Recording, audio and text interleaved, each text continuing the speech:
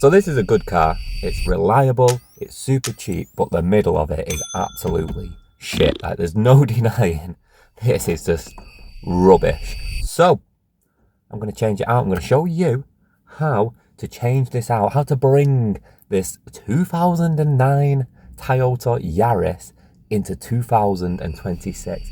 We've got this 9 or 10 inch monitor. We're going to put this here. I'm going to share with you exactly how to do it, because as it stands, I have no idea what I'm doing. I've never done this before. I've never done anything like this before. All I know is this is shit and this has to go. And the ones that you buy from Halfords cost like, first of all, they cost like 300 quid. Secondly, they cost like 100 quid to install them. So I'd rather do it myself. Some due diligence, because I know people are going to ask, what screen have I got? I'll leave it in the description. But it was just the cheapest one of Amazon. When you type in Toyota Yaris screen with Android Auto, they all come up. They're pretty much the same thing, just rebranded. So I think it's just a case of whatever's cheapest. I bought this one, was like 80 quid. All the others were about 120 quid. I can see why this is the cheapest one, because it literally arrived in this box. I don't even know if it's going to work, because it's got no padding or anything. It's just a box with a little bit of bubble wrap. But we'll see. So yeah, just on Amazon, Toyota Yaris screen, but I'll leave the one that I got in the description.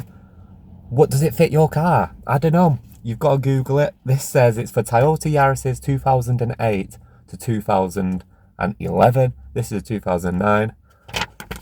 You get like a little manual and then some. If you look on YouTube, which you probably have, there's some shit videos, so hopefully this one might be a little bit better, but let's do it. Step one, this should come off. This bit should pull off easily. This hasn't been pulled off since 2009, so I ain't surprised that it's not coming off easy. I got this thing, you see that? I don't know if that's supposed to help. Oh shit, let me time this, see how long it takes me to do. Currently it's 10:25. I started 4 minutes ago, so 10:20 I start. I've done that. What I did was I took this thing, and I think it's just a case of that it's not been took off since 2009. So it's got like 17 years of like grime, sweat and bacteria just solidifying it together. Quite disgusting really. So I just run this all the way.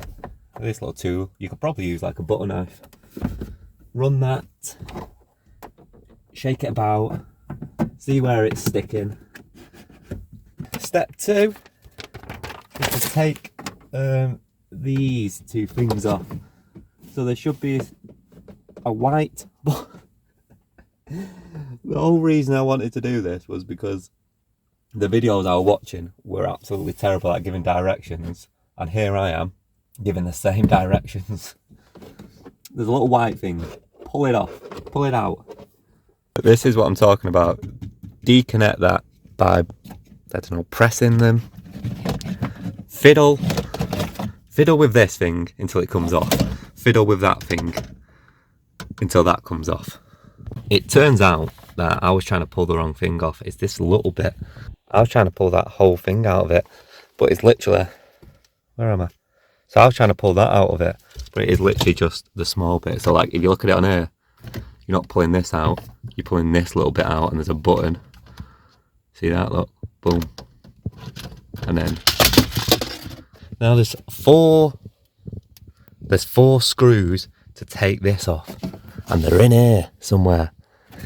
See, there's one, same there, and you can probably see that one. You got to take those out. They gave me a screwdriver, but you won't believe it, I've lost a bloody screwdriver. I don't know where I could have lost it, because here's the thing about this Toyota Yaris. For some reason, it's got the most storage you've ever seen. Look at this. Glove compartment. Second glove compartment. This thing, it's got all of this. It's got all the middle bit there. And then here, it's got, look, what is this? What is it? Wait, sorry. Storage. This. Storage, because why the, look, under here, see that? storage. It's the weirdest thing ever. This whole fucking car is just made up of storage compartments. Why would you ever need something? What are you going to put in that? So, the point being, when you do lose something, gone forever. Like this oh, found it. Don't matter. I had to use a different screwdriver. The one they gave me, I don't think was for them because it didn't fit. So, make sure you got a screwdriver. Once again, super fiddler. This first stage has been super fiddler. This should just come out now, by the way. I guarantee it's fiddler. But I think that's just because, you know, in 2009, someone built this car, put these screws in, put it together, and then never touched it again. And as suspected, it just took some wiggling. You just got to do a lot of this, a lot of this. But we are now detached. Remember these? We got to take them out. Clips on the back, push them in, fiddle around, pop that bad boy out. So this is what this looks like on the undercarriage. We've removed that bunch of wires. As with everything in this process, fiddler. Take this thing, the air vent. It said just release it, just release the air vent, release it. 10 minutes I was wiggling this back and forward until it came out. We've got the screen. Oh shit. This is the screen that hopefully it appears to fit, which is a good sign. Put these back in. A simple bit, you know, they just slip in. Give them a clean if you need. Air vent now needs to be put into the top of here. So you see, you're just replacing what you've took off. I'm going to give it a little bit clean before I do that. And then, get this out, check this out for instructions. Install the function buttons, done that. Attach the air vent, I'm about to do that. Connect the wiring between the new radio. Oh, thanks mate, yeah. I've got a bunch of wires in there. And look at that picture. These instructions are rubbish. So here's what I'm going to do. I've messed around with these wires. First, you've got this one that said that it's GPS. That's pretty simple. It's got a sticky thing. I'm just going to stick it back there. I don't think it needs to be in any specific place. And the end of the wire fits one area, which is this, that says GPS. That's that done. Next up, you've got this microphone. Check one. I don't know why. Maybe in case you like taking calls or so the government can listen to you. I'm just going to thread that. I think you can put this anywhere you want. I'm going to put it down here into this little hole because that pops out the bottom, and then I'm going to put it there. These wires, what I've done is I've just found where they fit. They only fit in one place. So I've plugged it in there, and then these I'm going to match up to what was already in the car from when I removed the other radio. This, with all these things, fit in there, so I'll put it in there. It has this little USB. That fit in there, so I'll put it in there. This USB don't fit anywhere, so I'm going to say, okay, that's a spare.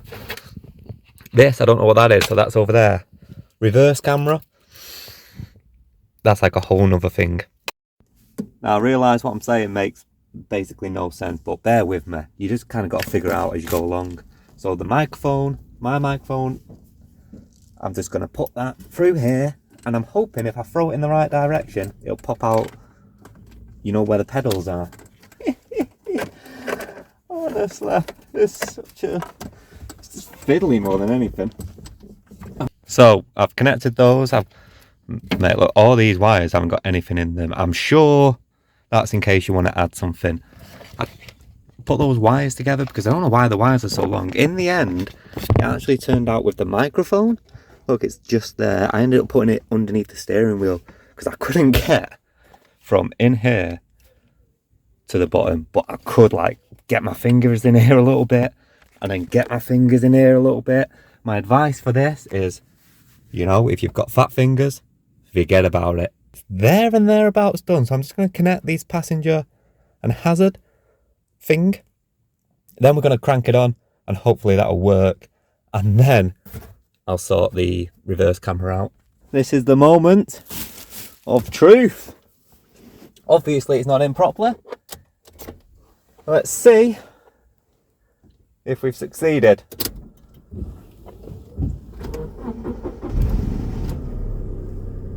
Okay. Oh! Can you see that? Let me just fucking hold this. What am I doing? Where's my wind mirrors? How do you turn them off? Okay. Right. Hazards. They work. I don't actually know what that does.